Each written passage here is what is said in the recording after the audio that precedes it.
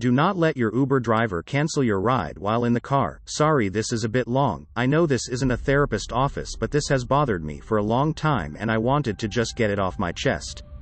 This happened June 2018 in Portland, Oregon. I understand I acted like an idiot in this situation. Since then I have become much more observant, cautious, and honestly, much more paranoid.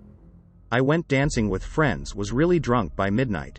Unfortunately, this was back when I had little money, and I realized you could save money by eating very little before going out and it would take far fewer drinks to get drunk. So I was so drunk I barely remember my friend ordering me an Uber home. My phone was dead, of course. I can vaguely recall them helping me into the car and telling me to get home safe. I don't remember greeting the driver or the first minute or so. But soon after getting in he asked how my night was and if I smoked. Honestly, I was just thinking about bed at this point, so I sorta just slurred out that I did sometimes. He then offered me a joint, and this is the first moment I get sort of nervous and begin paying attention. I tell him something like I'm really tired and just ready to get home. I think he said something about it being an indica-based joint and it made for great sleep. Once again I say something not exactly like no, but not a yes, which he takes as a yes, I'll take that joint now. Once again, I'm still drunk enough I can barely see straight or speak clearly, so when he says, okay, well I have to cancel the ride really quick because I can't give it to you while I'm on the clock, or something to that effect, it takes me a second to realize how dangerous that is, and by the time I start to say something, he has canceled the ride and pulls over. We were in an area just east of the Hawthorne Bridge, I think, and it was totally secluded, some empty parking lots, a closed auto body shop, no one in sight. It's starting to hit me, I'm now in the car not with an Uber driver but with some stranger, I can't call anyone, and he's trying to give me weed that could have anything in it. For the next minute or so we're pretty quiet, or I just can't remember any small talk he tried to make because I was beginning to panic, and every time he handed me the joint I would take fake hits, just breathing it into my mouth and not into my lungs. I felt tired, clumsy, and weak, that kind of drunk where you're almost at the point of nausea, and I knew I couldn't do much of anything to defend myself at that point.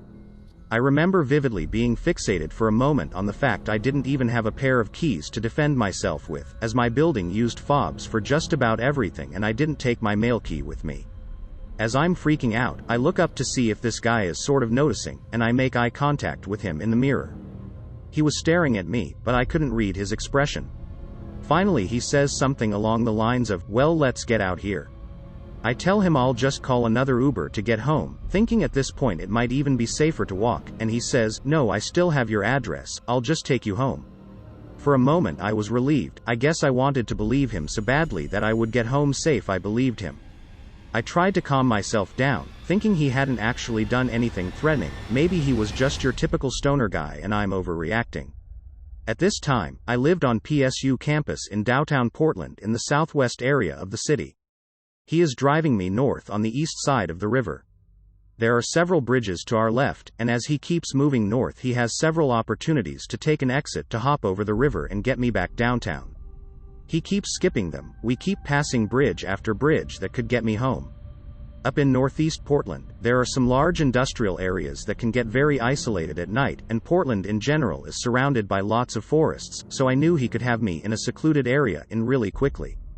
After he passes like the fourth exit for a bridge, pretty sure it was the Broadway Bridge, I've been racking my brain for a way to make him actually take me home, and say something to the effect of, hey, my boyfriend is waiting for me at home.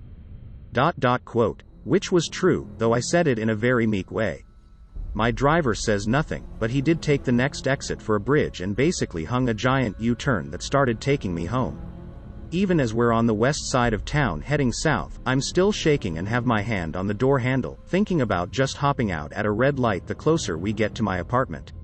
My phone is completely dead, and he honestly still has several chances to hop onto nearby highways and speed out of the city. We're getting pretty close to my apartment now, and I'm once again trying to convince myself I'm being paranoid about some stoner that can't navigate the city. I thought a few minutes before I was so scared I was crying. So once we get about 2 blocks from my apartment, I lie and tell him it's easiest to stop here and he can let me out. Again, he doesn't say anything but does slow the car. I'm flooded with relief and even feel myself smile, but when I go to open the door it's locked. I try to lift the lock mechanism manually but it won't budge. I look up at him instinctually to see what's up, and he's got his head turned almost fully toward me, shoulders still facing the road, smiling at me. The worst fucking smile I've ever seen. It looked so mocking and it just did not reach his eyes at all. I just started crying and asking him to open the door. I was so freaked out and still very drunk, and thank God he did. I will never forget the sensation of vulnerability, not just being drunk in his car with no way to contact anyone, but even as I got out of the car I kept feeling like he would somehow grab the back of my shirt and pull me back in, as silly as that sounds. When I got home, I found out my boyfriend had actually gone out with friends last minute and wasn't even home. He wouldn't even have known till much later if I hadn't gotten back safe. The next day I convinced myself I was freaking out over nothing, which I realized still could be the case, but in my gut I had truly felt in danger the night before. Technically this guy could have been totally harmless, but I still think I should have texted my friend and had her report him. The big thing that made me think of this was recently hearing about how Ed Kemper, co-ed killer, would go for practice runs, picking up hitchhikers and seeing if he could get the passengers, potential victims, to trust him, or how far out of his comfort zone he could push them without them saying anything. Obviously this guy wasn't Ed Kemper, but I hate wondering if that night was a practice run of sorts for my Uber driver. Thanks to whoever reads this whole thing through, I'm at a point in my life where I'm realizing how much danger I put myself in when I was younger and just depressed as hell, and it has made me both surprised and deeply grateful I'm still here. TLDR, phone was dead, friends called my very drunk ass an Uber, my Uber driver cancelled my ride and tried to give me weed, then proceeded to take a very out of the route home and ends the ride with the creepiest shit-eating grin.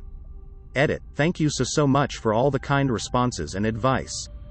This event, and a lot of others from when I partied a bit too much, really haunted me the last few years, and your responses have been wildly affirming.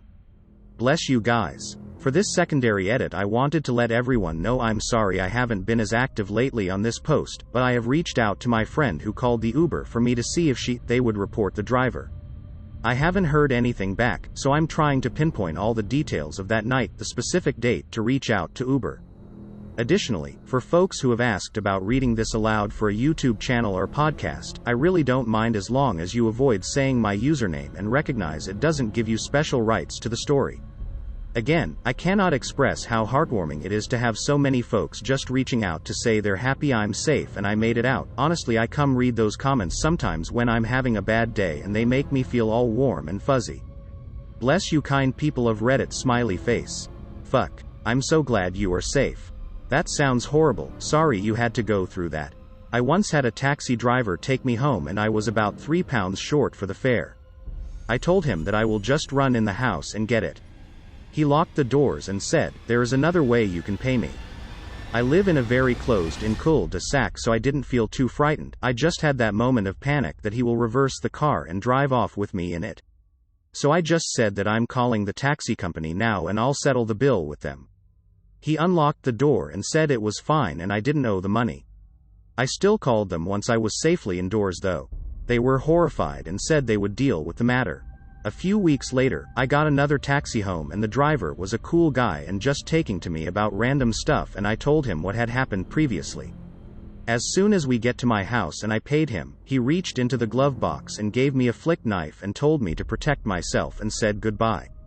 I just took the thing and said thanks.